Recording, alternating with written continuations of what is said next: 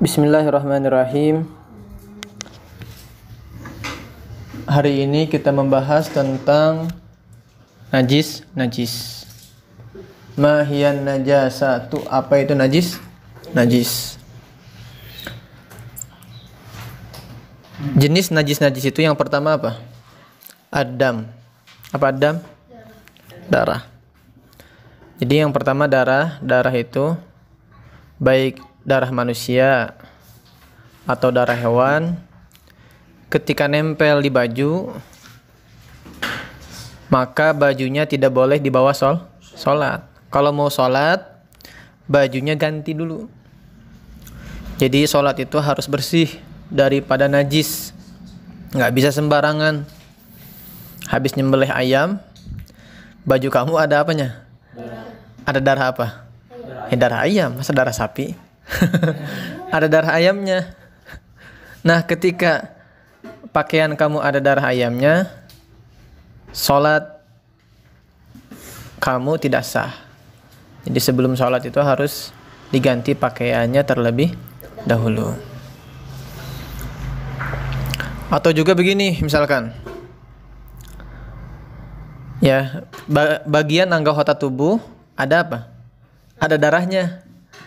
Ya, ada lecet atau gimana, kecakar apa gimana. Nah, gimana tuh? Ketika sholat sah gak sholatnya? Sholatnya sah gak? Tidak sah sholatnya karena ada darah di situ. Kecuali darahnya sedikit. Segimana darahnya?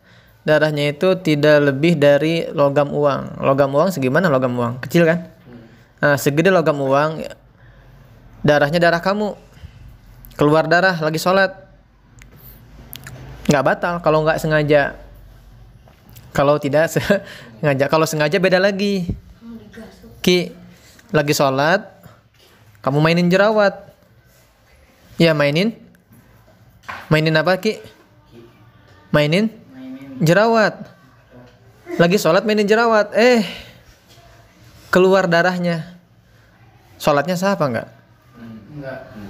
Kenapa enggak sah? Disengaja. Karena ada darah keluar dan disengaja. Tapi kalau darahnya keluar tidak disengaja, tiba-tiba pecah sendiri jerawatnya, kamu lagi sholat, itu sholatnya nggak batal. Karena tidak disengaja itu mah. Tapi kalau disengaja, batal sholatnya. Sampai sini jelas tidak? Jelas? Yang kedua apa? Oke, kita masih membahas darah. Si Rizki sholat, terus usup, kena darah si Rizki. Sedikit darahnya nempel sedikit di bajunya usup. Usup sholat, sah apa tidak? Sedikit darahnya, sah apa tidak? Tidak sah. Karena ini darah bukan darah si usup. Darah orang lain. Jelas gak? Sub? Gak sah sholatnya sub ya? Karena ini darah bukan darah kamu, tapi darahnya darah siapa? Darah Rizki. Iya, walaupun dipeperin tetap gak sah. Ya. Makanya dalam sholat itu harus hati-hati, jangan dianggap main-main. Makanya di sini dalam kesempatan hari ini kita belajar itu tujuannya supaya tahu hukum. Jadi sholatnya bukan asal-asal sholat gitu. Karena banyak saudara-saudara kita sholatnya itu tidak tahu ada darah juga masih sholat aja, padahal sholatnya tidak sah. Yang kedua apa Ki? Nanah. Wal qayhu dan nanah. Nanah juga gimana? Najis, nempel di sarung, nempel di baju, nempel di celana. Sebelum sholat harus diganti ya. Apalagi yang ketiga? Wal baul. Apa baul? Air kencing. Air kencing ini apalagi nih usia kamu nih. Usia 12, 13 ya? Ada yang paling besar usia berapa kamu? 16 tahun. Oke, ini biasanya urusan kencing ini habis pipis tidak cebok, bener gak? Ngalaminnya kayak gitu? Nah, habis pipis tidak cebok. Nah, habis pipis tidak cebok, kemudian kamu sholat, itu sholatnya nggak sah. Kenapa tidak sah? Karena itu kamu nggak cebok itu pasti kencingnya itu nempel di mana? Di celana. Maka sholat kamu nggak sah. Anak-anak sekarang kan ya usia 12, 13, 14, ada yang 15 tahun udah balik. Ya, patokan balik kemarin itu apa? Kalau sudah keluar air mani satu tuh. Usia batasannya 9 tahun ke atas. 9 tahun ke atas. 9 tahun ke atas. 9 tahun kurang 16 hari. Ini orang kalau misalkan udah keluar air mani, maka disebutnya udah balik. Ya. Yang kedua, kalau keluar darah haid. Ini khusus buat laki, buat ini buat perempuan. Iya. Buat perempuan. Sama usianya 9 tahun kurang 16 hari juga. Kalau usianya 8 tahun keluar darah gimana? Bukan haid itu mah. Ya, bukan haid karena belum batasannya. Jadi di bawah 9 tahun kurang 16 hari berarti dia belum masuk balik. Itu darah yang keluar. Kalau usia 8 tahun berarti usianya 8 tahun berarti darahnya darah apa? Darah penyakit. Ya. Itu darah apa tadi? Keluar air mani, kemudian keluar darah haid. Yang ketiga apa? Bukan.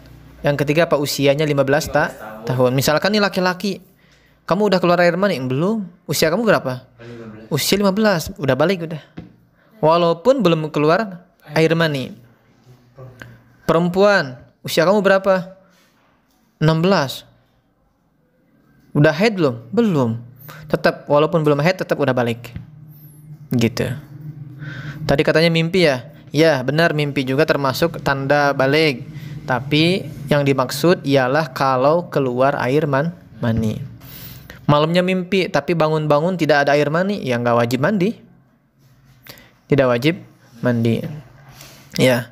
Mimpi-mimpi seperti itu tuh sebetulnya mimpinya itu dari mana? Dari setan ya. Makanya sebelum tidur kita mohon pertolongan, perlindungan kepada Allah Subhanahu wa taala. Ya Allah, lindungi aku, jaga aku dari gangguan setan, ya. Sampai sini jelas tidak? Kemudian apa? Warrauth. Apa rauth? Kotoran hewan. Kucing ya? Kucing di karpet kadang-kadang nempel di lantai. Apalagi nginjek ya, Ki. Nginjek kotoran hewan. Ya kalau nginjek ya harus cuci dulu. Jangan langsung masuk ke masjid. Ya, udah nginjek kotoran ayam, masuk ke masjid tanpa mencuci kaki, maka sholatnya tidak sah. Atau juga bisa kotoran hewan itu nempel misalkan ya. Nempel di mana? Nih, itu kan di peci itu. Kalau peci putih biasanya kelihatan. Kalau peci hitam kan ada kantong-kantongnya ya. Nah, di sini slip-slipnya tuh. Nah, di situ diperiksa dulu, takutnya ada apa?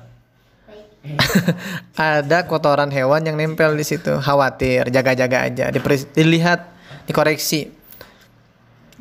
Biasanya kalau anak-anak tuh di dalamnya apa? Duit. Dalamnya uang. Naruh uang di situ ya. Nah, kalau di situ ada kotoran hewan, maka sholatnya nggak sah. Pakai peci tersebut. Pas kamu habis sholat, kamu lihat peci, tertahu-tahunya di situ ada kotoran cicak. Naik. Terus gimana? Ya sholatnya harus diulang lagi. Cuma masalahnya nggak tahu nih udah berapa lama. Nah, kalau dikira-kira, saya ingat sih ini kayaknya 3 harian.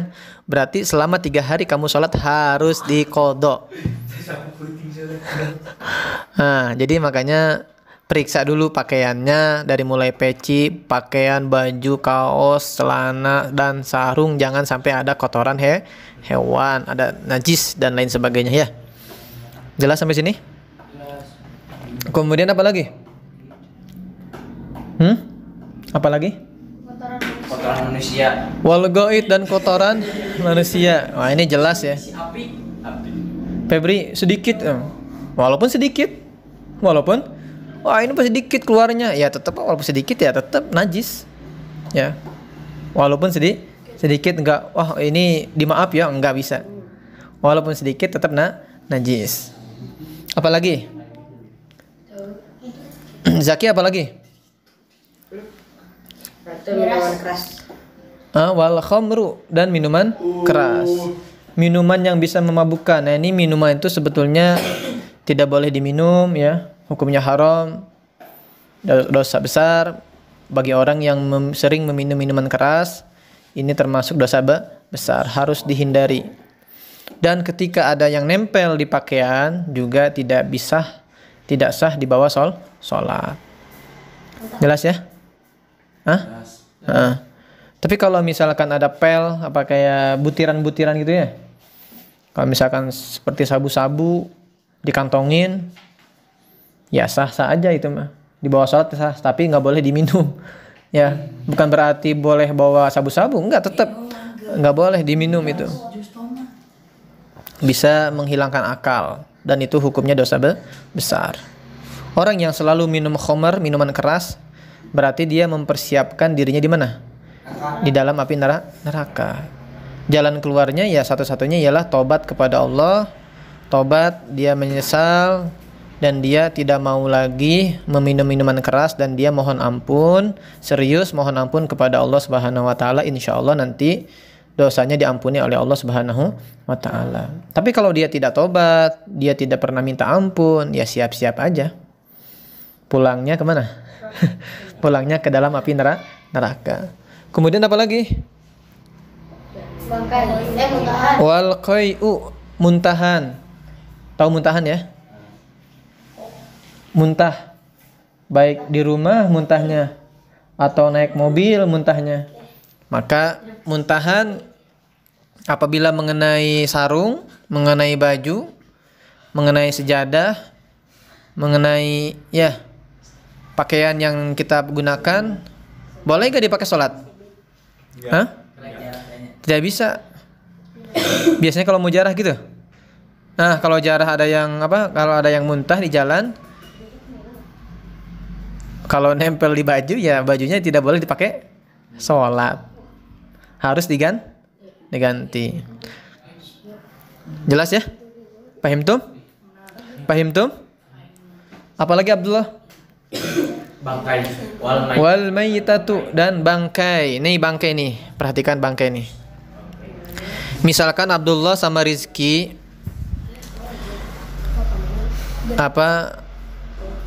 newak ayam. Rencananya mau nyembelih ayam.